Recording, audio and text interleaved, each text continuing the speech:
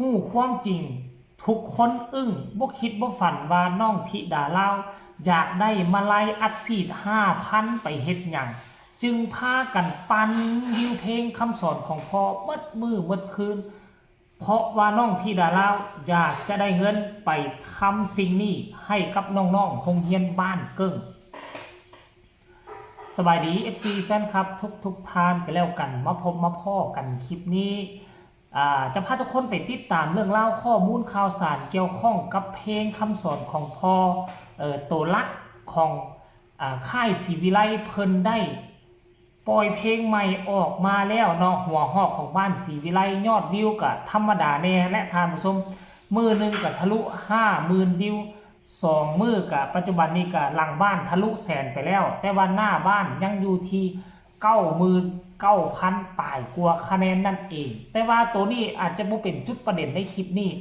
ประเด็นที่สำคัญคือดังที่ค่อยตั้งคำถามว่าเป็นอย่างที่ดาราจึงฮีบฮ้อนต้องการเงินมาลัย 5,000 นี่น้องอยากได้ไปเฮ็ดหยังอีหยังกระดักกระดอมาฮู้ความจริงถึงขั้นว่าอึ้งสิ่งที่น้องพยายามอดตะรับครับตะนอนปั่นวิวให้เพลงตนเองแล้วก็ขอห้องพอแม่ทางฝั่งไทยฝั่งลาวช่วยกันพักดันให้เพลงนี้ทะลุแสนให้ได้ภายใน2 มือปกติแล้วว่ากันมือนึงแต่ว่ามันก็เป็นไปบ่ได้แต่ทั้งFC แฟนคลับเขาเจ้าก็เลื่อนให้เป็น2 มือเมื่อฮอด2 มือปุ๊บหลังบ้านแตกแต่ว่าหน้าบ้านยังบ่ทันแตกแต่ว่าก็บ่เป็นหยังหน้าบ้านบ่ทันแตกแต่ฮู้ข่าวว่าหลังบ้านแตกแล้วคุณลุงสมุทรปราการโอนเงินมาลัย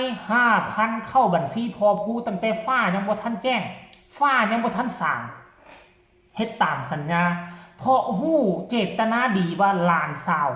จะเอาเงินห่วงนี้ไปเฮ็ดหยังพวกเจ้าฮู้บ่น้องบ่ได้เฮ็ดมาเพื่ออยากได้เงินมาอยู่ในกระเป๋าตนเองเพื่ออยากได้เงินมาซื้อกินสุรุ่ยสุร่ายในชีวิตของตนเองบ่สิ่งที่น้องต้องการอยากได้เงินอัดฉีด 5,000 นี่น้องจะเอาไปซื้อหมูกระทะเลี้ยงน้องๆอยู่ที่โรงเรียนบ้านเกิ้งมื้อนี้เลยเช้ามื้อนี้เลยโอ้โหคันฮู้ว่าน้องจะเฮ็ดแนวนี้แต่ทับอิดแต่หัวที่ค่อยคิดว่านะค่อยคิดว่าน่าจะมีพ่อแม่หลายคนซัพพอร์ตสนับสนุนอยู่เพราะว่าแต่ว่าเฮาก็บ่ได้ยินเขาเจ้าลบกันนี่ว่าสิเอาเงิน 5,000 นี่ไปเฮ็ดหยังหาก็ได้เห็นคลิปนึงเมื่อวานเองจากยายรุ่นเมื่อคืนนี่น่ะมาสัมภาษณ์ตอนดึกๆเลยสัมภาษณ์ที่ดาราวก็ตอบชัดเจนกับยายรุ่นก็เว้าอยู่ในคลิปว่าจะเอาเงินห่วงนี้ไปซื้อหมูกระทะเลี้ยงน้องๆโรงเรียนบ้านเกิ้งคนที่คิดดีคิดเพื่อผลประโยชน์ของคนอื่นก่อนควรที่จะได้รับการสนับสนุนจาก FC แฟนคลับคนมีจิตใจเอื้อเฟื้อเผื่อแผ่ได้มากกับเอาใส่กระเป๋าได้มากกับบ่ซื้อแนวกินใส่ปากตนเองคนเดียวคิดเห็นคนอื่นก่อนแบบนี้แล้วพวกเจ้าสิบ่พากันสนับสนุนบ่สิบ่พากันกดไลค์กดแชร์บ่พากันปั่นวิวช่วยน้องที่ดาราได้บ่ทุกคนจริงแท้ประการใดให้ทุกคนไปฟังจากปากยายรุ่นกับที่ดาราพร้อมๆกันเลยเชิญเลยดึกดื่นบ่หลับบ่นอนพี่น้องเอ้ยเท่าไหร่แล้วจะลงทะเบียนของคนที่หน้าบ้านหลังบ้าน93,000แล้ว94,000แล้วเหลืออีก 6,000ใช่แล้วเมื่อผ่านว่ามันเป็นฝากของคนเรียนเป็นสื่อเขาไปเป็นกำลังใจนะด้วยค่ะอันนี้ห้ามหมดอันที่สูสุดๆนี่บ่ได้เพื่อหยังบ่เพื่อหมูกระทะเรื่องเงินเรื่องเงินไม่ว่าเพราะว่าหมูกระทะมันเป็นใหญ่ใช่ไหมเพราะว่าเพราะว่าการคิดเขาต้องมาเฮ็ดคือลั่งสแกมมือแต่โทรศัพท์เรียงกับสายไล่โอ้ยมันนี่สิพี่บ่ซอยได้ตัวไผตัวมันล่ะสิพี่คือนอน2มื้อล่ะเอาสู้ๆเด้อ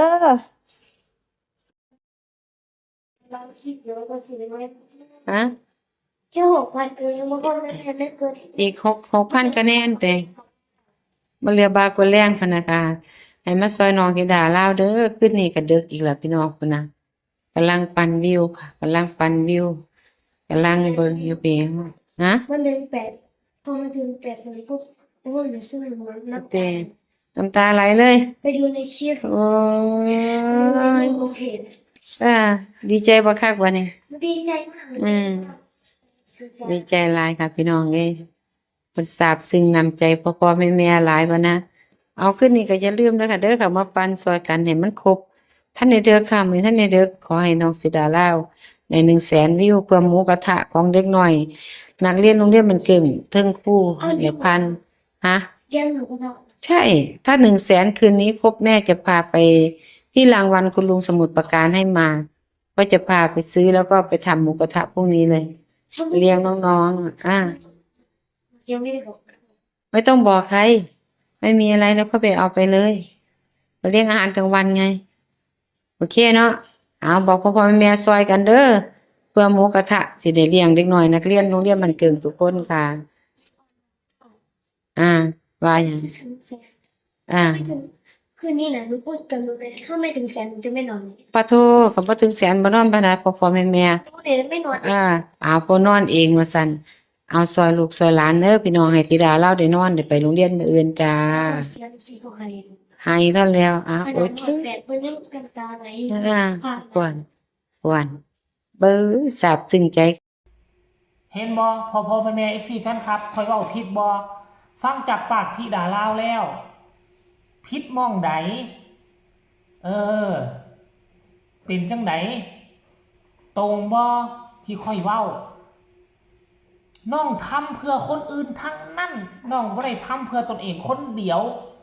คนอายุซ้ำนี่มีจิตใจดีขนาดนี้จิตใจเอื้อเฟื้อขนาดนี้สมควรแก่ที่พวกเฮาจะสนับสนุนและก็ซัพพอร์ตบ่ว่าจะเป็นการสนับสนุนทางกงหรือทางอ้อมทางกงก็คือซัพพอร์ตมาลงมาไลทางอ้อมกับพวกเฮาก็ช่วยพากันปันบอกปันวิวกดไลค์กดแชร์คลิปข่าวเรื่องราวเกี่ยวกับธิดาลาวเห็นแบบนี้แล้วคงจะมีภาพบรรยากาศกินหมูกระทะกันอยู่ที่โรงเรียนบ้านเกิ้งมื้อนี้วันหยังทุกคนวันศุกร์บ่วันพฤหัสมื้อนี้วันศุกร์พอดีเป็นวันเสาร์น้อยก็คงจะเป็นมื้อนี้แหละ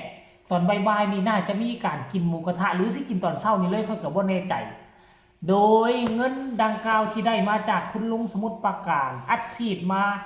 ในเพลงของธิดาลาวคำสอนของพ่อแตกอาญะ2มื้อทะลุแสนแล้วขอแสดงความยินดีกับธิดาลาวและก็ขอดีใจนำกับน้องๆครูบาอาจารย์อยู่ที่โรงเรียนบ้านเกิ้งที่พวกเจ้าจะได้กินหมูกระทะกันจาก